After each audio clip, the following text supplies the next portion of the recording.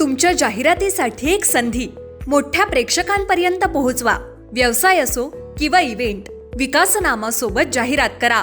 स्क्रीनवरील नंबरवर आजच संपर्क करा। विकासनामा, तुमचा आवाज, तुमची जाहिरात। तसंच विकासनामाला सबस्क्राइब करा आणि अपडेटेड रहा। गुढीपाडव्याच्या निमित्तानं सोनखार पाम बीच परिसरात हिंदू नववर्षाचं उत्साहात स्वागत करण्यात आलं। सेक्टर 16 येथील गुनिना मैदानावर संयुक्त कुटुंब संकल्पनेतून उभारण्यात आलेली भव्य गुढी नवी मुंबईचे उपमहापौर दशरथ भगत यांच्या हस्ते उभारण्यात आली। ढोलताशांच्या गजरात गुढी उभारल्यानंतर परिसरात जल्लोषाचं वातावरण निर्माण झालं। लेझिम सादरीकरण आणि आकर्षक रांगोळ्यांनी उत्सवाची रंगत वाढवली। लहान मुलं, तरुण आणि महिलांनी पारंपरिक वेशभूषा परिधान करून उत्साहात सहभाग घेतला। पारंपरिक पोशाखातील सहभागींचा आयोजकांच्या वतीनं सन्मान करण्यात आला। संयुक्त कुटुंब ही संकल्पना दृढ करण्याचा संदेश देणारा हा उत्सव परिसरात एकात्मतेचं वातावरण निर्माण करणारा ठरला। सर्वांना नवीन वर्षाच्या हार्दिक शुभेच्छा, लाख शुभेच्छा। नवीन वर्ष, हिंदू वर्ष, मराठी वर्ष, जागतिक वर्ष आणि देव, देश आणि धर्म ही एक परंपरा, त्याची शाश्वती अनुभूती ची ह्या ठिकाणी ही प्रेरणादायी वर्ष, प्रेरणादायी दिवस। सर्वांना गुढीपाडव्याच्या हार्दिक शुभेच्छा। जगामध्ये अनेक भूभागावर युद्ध चालू आहे आणि त्या युद्धामध्ये मनुष्यहानी, वित्तहानी आणि अधोगतीकडे जाणारा हा जो मार्ग आहे, ईश्वरचरणी प्रार्थना आहे का हा युद्ध त्वरित थांबावा आणि जगावर ऊर्जा स्रोत ही संकट आहे ते त्वरित निवारण व्हावं।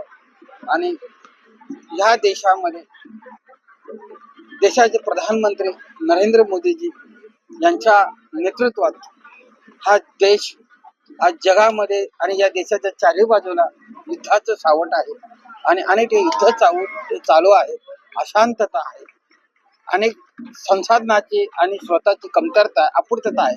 पण ह्या देशामध्ये देशाचे पंतप्रधान नरेंद्र मोदी साहेब यांच्या नेतृत्वात या देशात शांतता आहे, सुख आहे, समृद्धी आहे आणि स्थिरता आहे आणि साधन संसाधनाची उपलब्धता आहे। आणि म्हणून ह्या देशामध्ये मानवजात, मनुष्य आज ह्या ठिकाणी आणि हा जो पर्यावरण आहे, हा पर्यावरण देखील उचित आहे।